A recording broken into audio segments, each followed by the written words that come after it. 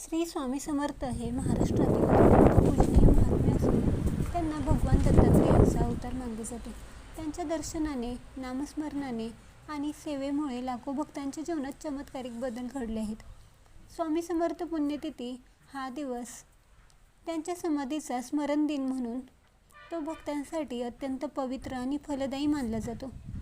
स्वामींनी आपल्या आयुष्यात अनेक चमत्कार करून लोकांना संकटातून वाचवले आहे. त्यांचे एक वाक्य प्रसिद्ध आहे, ते म्हणजे भिवू नकोस, मी तुझ्या पाठीशी आहे. स्वामी पुण्यतिथी हा दिवस स्वामी कृपेचा दिवस मानला जातो. या दिवशी नामस्मरण केल्यास अधिक प्रमाणात पुण्य मिळते आणि जीवनातील संकटे दूर होतात. मानसिक शांती मिळते, समाधान मिळते आणि सकारात्मक ऊर्जा मिळते. 2026मध्ये हा पवित्र दिवस 14 एप्रिल मंगळवार या दिवशी येत आहे. अनेक भक्त पूजा, जप, तप आणि उपवास करतात, पण प्रत्येकालाच वेळ उपलब्ध असतोच असे नाही. म्हणूनच अशी एकच प्रभावी सेवा आपण जाणून घेणार आहोत. ही सेवा अत्यंत सोपी असून शक्तिशाली मानली जाते. स्वामी समर्थांनी स्वतः नामस्मरणाचे महत्त्व समजावून सांगितले आहे. केवळ नामस्मरण केल्याने परमेश्वराच्या जवळ जाता येते. त्यांचा सर्वात सोपा आणि प्रभावी मंत्र आहे तो म्हणजे ओम स्वामी समर्थ.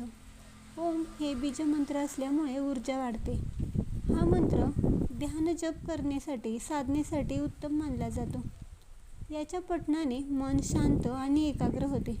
हा मंत्र जप करण्यासाठी सकाळी लवकर किंवा ब्रह्ममुहूर्तावर उठून किंवा संध्याकाळी शांत वेळ निवडा आणि स्वामींचा फोटो किंवा मूर्ती समोर ठेवा. फोटोच्या समोर एक तुपाचा किंवा तेलाचा दिवा लावा. अगरबत्ती लावून ओम स्वामी समर्थ हे नामस्मरण करा. डोळे बंद करून मन एकाग्र करा आणि हळू आवाजात ओम स्वामी समर्थ हा मंत्र जप करा. किमान 108 वेळा हा मंत्र जप करा. तुमच्याकडे माळजप असेल तर जपमाळ वापरा. या सेवेमुळे आर्थिक अडचणी कमी होतात. नियमित जप केल्यास अडकलेले पैसे मिळतात आणि नवीन संधी मिळतात.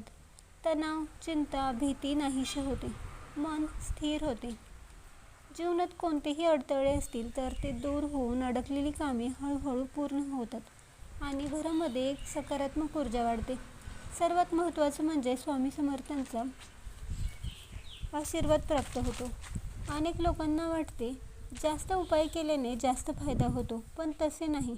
स्वामी समर्थांचा मार्ग अत्यंत सोपा आणि साधा सरळ आहे. तो म्हणजे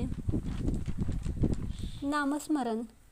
यासाठी कोणताही खर्च लागत नाही, कठीण नियम नाहीत. कुठेही न जाता मंत्रजप करता येतो. त्यामुळे ही सेवा करताना मनात कोणतीही शंका ठेवू नका. जप करत असताना एकच भावना मनात ठेवा, स्वामी माझ्यावर कृपा करा. तुम्हाला खरोखर स्वामींची कृपा हवी असेल तर या पुण्यतिथीला ही एकच सेवा मनापासून करा आणि अनुभव घ्या. तुम्हाला ही माहिती कशी वाटली कमेंट्स करून नक्की सांगा. व्हिडिओ आवडला असेल तर लाईक करा, शेअर करा आणि असेच धार्मिक व्हिडिओ बघण्यासाठी आपल्या नित्यभक्ती या चॅनलला सबस्क्राईब करा.